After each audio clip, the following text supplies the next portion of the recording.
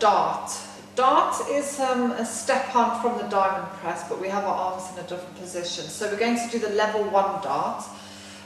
So again, we want to keep the legs completely switched off so that we're just working the top part of the back. So again, have your toes together and your heels apart, just making sure that the hip bones are on the floor, and then your hands are lengthened down to the side with a soft pink cushion or a towel under your head. For the ladies with the big bosoms, you might want to put a bigger pillow under your head. Otherwise, if you're lying there, the head tends to drop down a little bit. So you can put a thicker cushion under your head. You don't have to have a pillow, but it just makes it a bit more comfortable.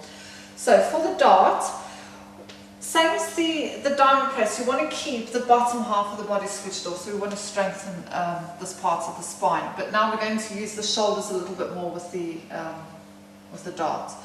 So Paul, if you draw your belly button in towards the spine without activating your bum cheeks, allow the shoulders to draw backwards and together. So now you're thinking of pulling your shoulders back, and then your hands are going to come off the floor, palms facing the body. Think of stretching these fingers to the toes, because that's going to help the shoulders to come back. And then you're going to lift your head slightly. So it's only going to come up to the same place that you do your diamond press. So Paul's still on his chest, but now you're working the stabilizing muscles in around the shoulder blades. You're working these muscles here by pulling the hands down. Again, the bum is relaxed so that you're not working this part of the spine.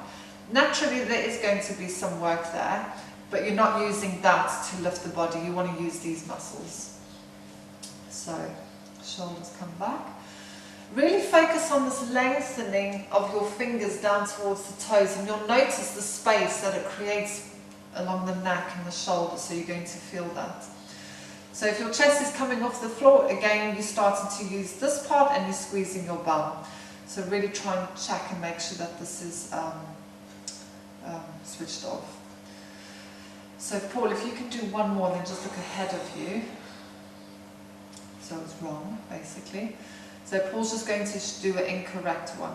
So from here, sometimes people have a tendency to look ahead. That shortens those muscles and it overstretches the front of the neck. So again, if you drop your head again, you want to keep that long. So think of a dart, you're in a long position. And relax. So that's a dart level 1. Again, when we go to level 2, we'll then start including the legs into that. So thanks for watching. Bye.